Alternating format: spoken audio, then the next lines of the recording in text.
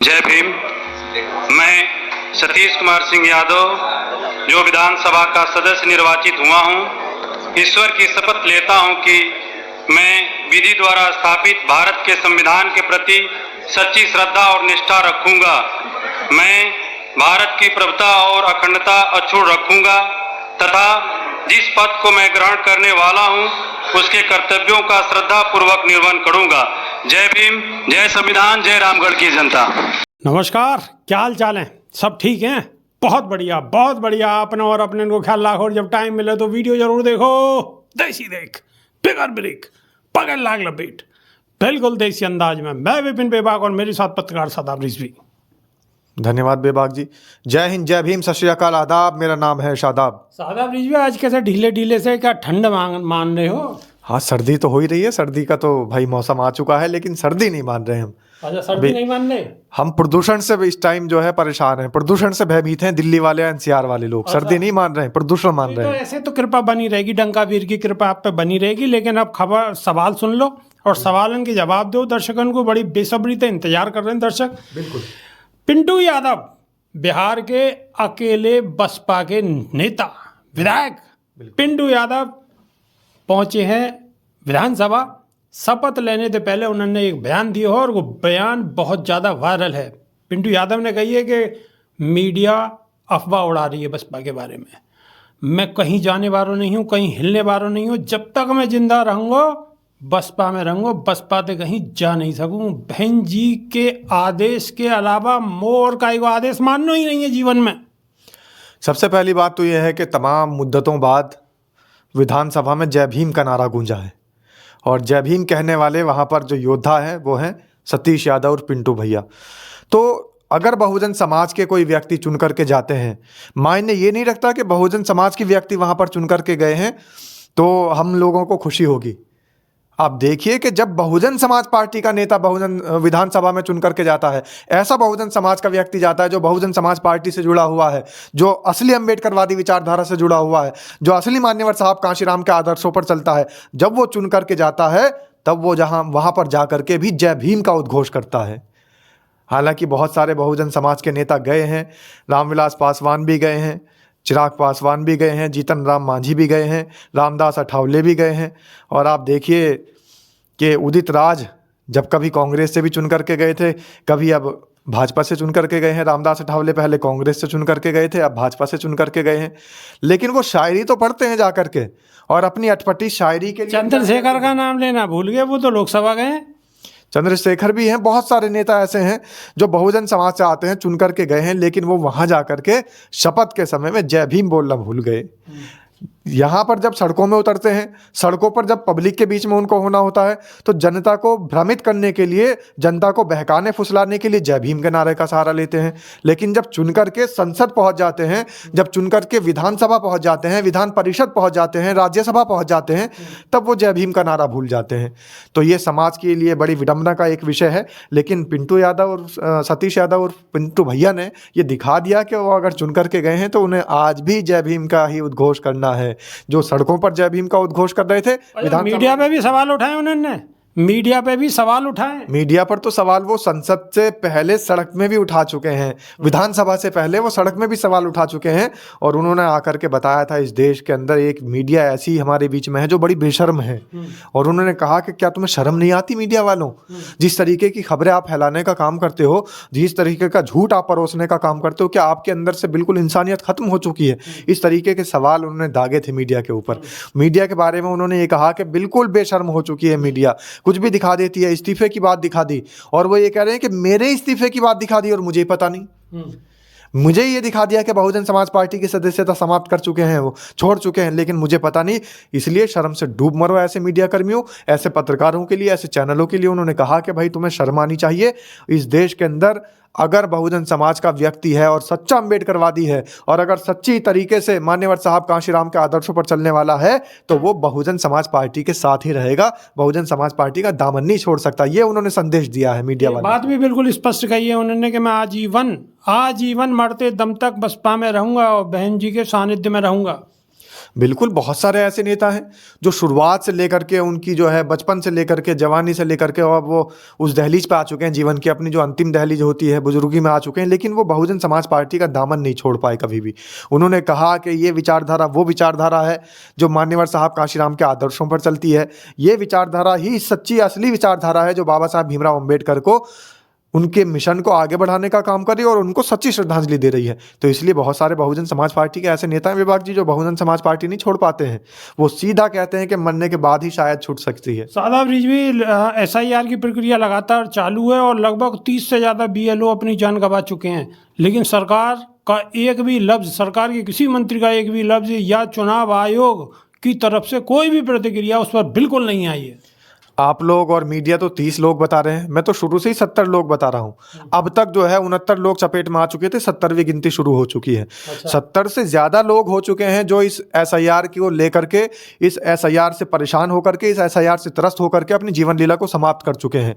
कुछ लोग ऐसे हैं जिन्होंने अपने बच्चों को, अपने परिजनों को रोते बिलखते छोड़ दिया है। उनके पीछे उनके परिवार है, बहुत बड़ा परिवार है उनका, जिसका पालन पोषण वो कर रहे थे।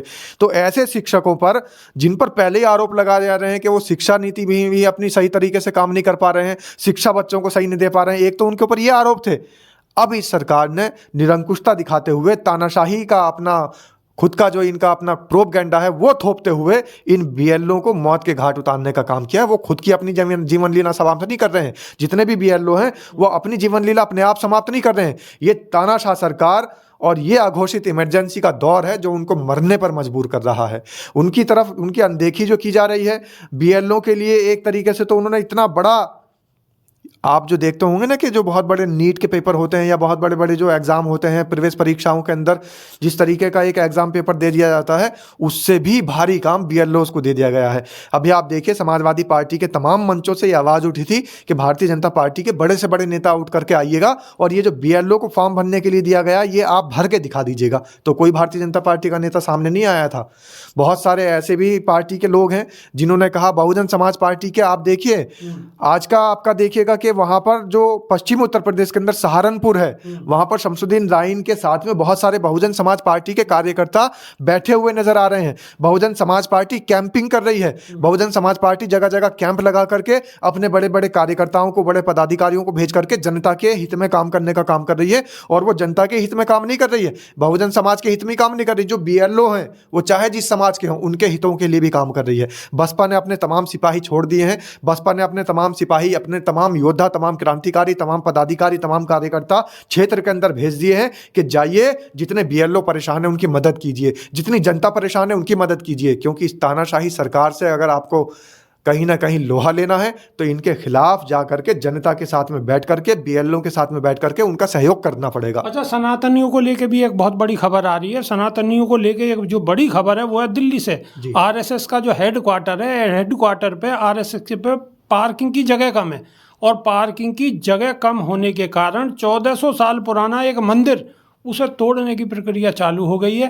तोड़ दिया गया है और तोड़ दिया गया है। अब हिंदुओं के लिए क्या संदेश है आप? देखिए, हिंदुओं के लिए सबसे बड़ा संदेश तो ये है, और मैं पहले से ही बताता चला आ रहा हूं कि हिंदुओं के बीच में, हिंदुओं के मंदिर को सबसे ज्यादा अगर तोड़ने वाला कोई व्यक्ति है तो वो हिंदू ही है।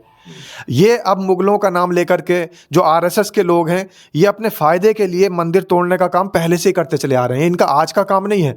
सबसे ज्यादा हिंदू तोड़ने वाला अगर कोई व्यक्ति है, आप गूगल सर्च कर लीजिएगा तो हिंदू वो के मंदिर तोड़ू राजा जो निकल करके आएगा, अक्षय निकल करके आएगा। और ऐसे ही उनके साथी और राजा थे।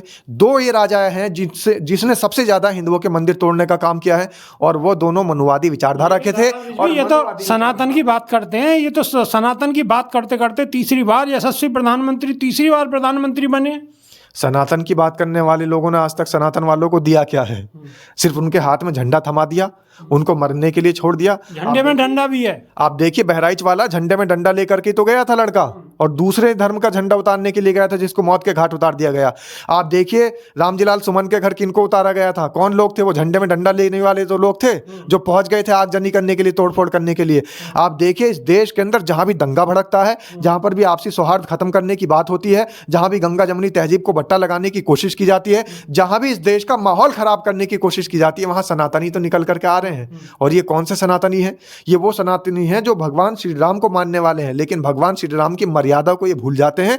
सिर्फ मारते टाइम इन्हें भगवान श्री राम याद आ जाते हैं। इन्होंने सिंबल बना दिया है कि जहां पर भी उपद्रव होगा, जहां पर भी आतंकवाद की बात होगी, जहां पर भी किसी को मारा जाएगा, जहां पर भी आपसी सौहार्द बिगाड़ने की कोशिश होगी, जहां पर भी उन्मादी सक्रिय होंगे, वहां पर जय श्री राम का नारा लगा देंगे और श्री राम को खामे खामे बदनाम कर रहे हैं और सनातन मर्यादा को लेके भी एक सवाल करे लेते हैं। जेपी नड्डा की एक प्रेस कॉन्फ्रेंस हो रही थी और उसमें एक सुरक्षा कर्मी वो बेहोश हो जाता है, लेकिन जेपी नड्डा लगातार चालू रहते हैं। वो उन्होंने एक बार भी अपने मुखारबिंद से ये नहीं कहा कि इस सुरक्षा कर्मी को उठाओ और इसे हॉस्पिटल लेके जाओ। अब वो वीडियो वायरल है लगातार। ये निरंकुशता का ही तो प्रमाण है। वो जो वीडियो वायरल हो रही है, मैंने भी वो वीडियो देखी है कि सुरक्षा कर्मी बेहोश हो चुका है, हालांकि उसका ये भी नहीं पता कि सांस चल रही है नहीं चल रही है। अभी जो लोग आए हैं दूसरे उसकी तरफ भाग करके दौड़ करके उसको उठाने की कोशिश कर रहे हैं।